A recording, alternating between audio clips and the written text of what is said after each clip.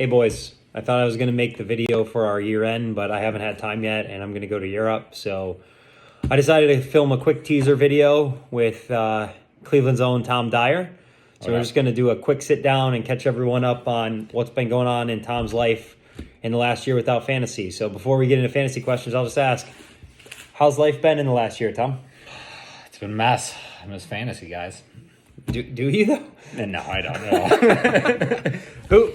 What was your biggest regret from your fantasy team? My biggest regret? I don't know. Like, not taking... Well, I missed out on Justin Fields. Yeah, and I should have just made the trade to do it.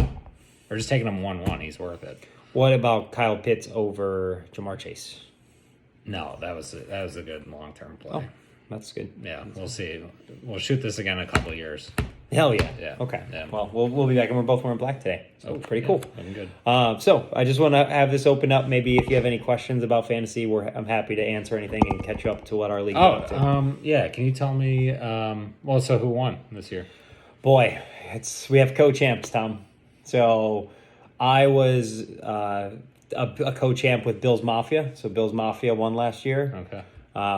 He had more points in the season, but I made a big trade for Travis Kelce. Yeah. And my quarterback was injured, so I started Aaron Rodgers instead of the Wizard.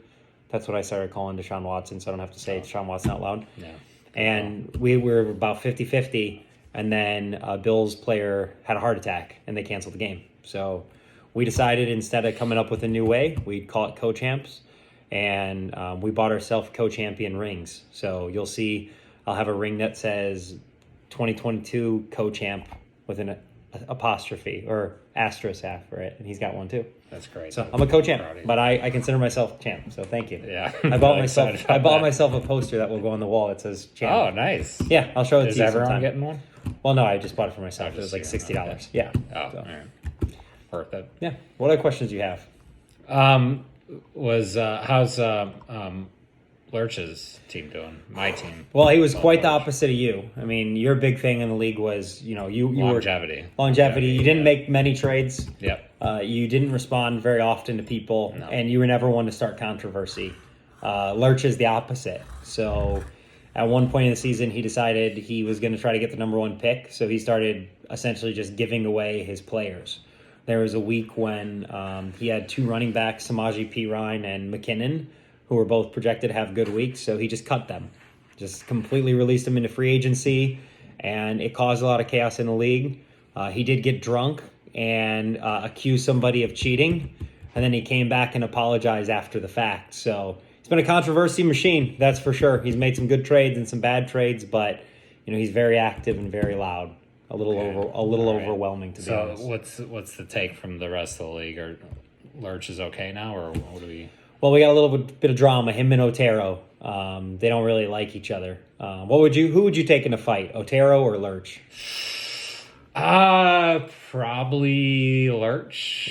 Just a probably Lurch. I feel like that was an insult. Why isn't that? I feel like that's an overwhelming Lurch. What's the hesitation? I don't know.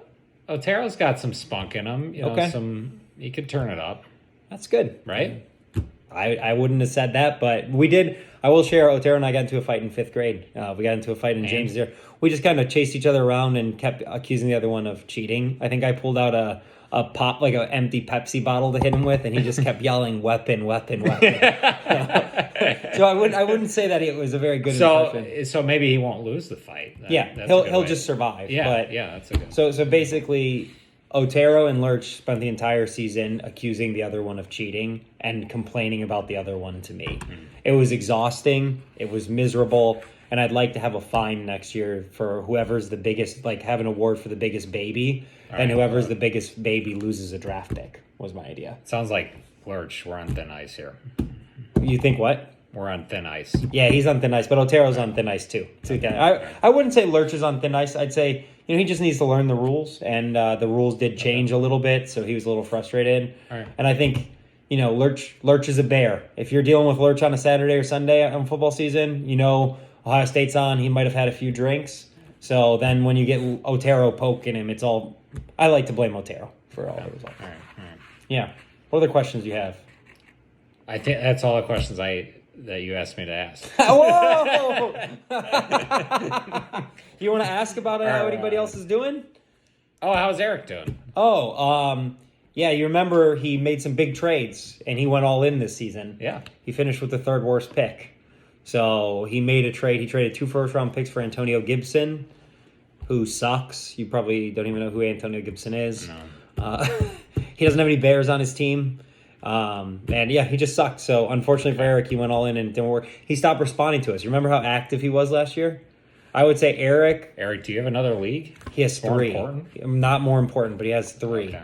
But I will say Eric, for the last 2 years, and we're going to do awards, but Eric has always been, you've always been the least active owner. No doubt. Yeah. That's Eric fine. Eric Brown was the least active owner, which is the most shocking thing that happened in the year. You don't want to be in that spot, Eric. Come on. Yeah, start to get a little bit more active. And Steve took over. The one thing we should mention, Steve took over Pat's team. Yeah. So, which was, really good to have him in the league and try to represent Pat. He'll never be as good as Pat. That's Yeah, how for did sure. Steve do?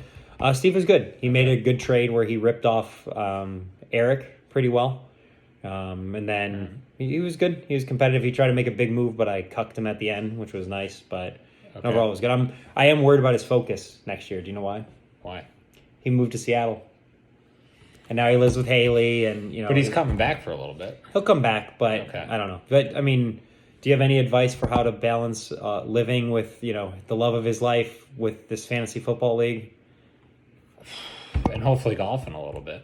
and golf? Yeah, how Yeah. do you manage the 3? Like I'd say golf 1. Yeah, no doubt. I got to go fantasy last. I mean, That's. I mean, I Yeah. couldn't have got that, but yeah. yeah. So I guess Steve, you're not getting any advice from Tom on how to prioritize leagues. Just golf. Just before. ignore most of the trade requests. Yeah. Yeah. They're just it's just Otero trying to rip you off every week. Did he send you when you were in the league? Did he send you the most trade Oh offers my ever god, been? nonstop. I think Tommy sent me real ones, but yeah, Otero was just this guy doesn't know anything. He's just trying to which rip is it true. off. Which is Yeah. true. So word of advice for the league is probably be careful when you deal with Otero. He's a snake. Yeah. Nice. That All right. sound about right? Okay. Yeah. Many would say that. Yeah. So cool. Well, all right, guys, we're gonna go to the Cavs game. So have a great couple weeks, and look to hear from me once I get back from Europe, and we will have a nice video. So consider yourself teased. Bye, Go Tom. Cavs. Go Go Cavs. Cavs. Go Cavs. Oh, and go Justin Fields. What a year. Hell yeah.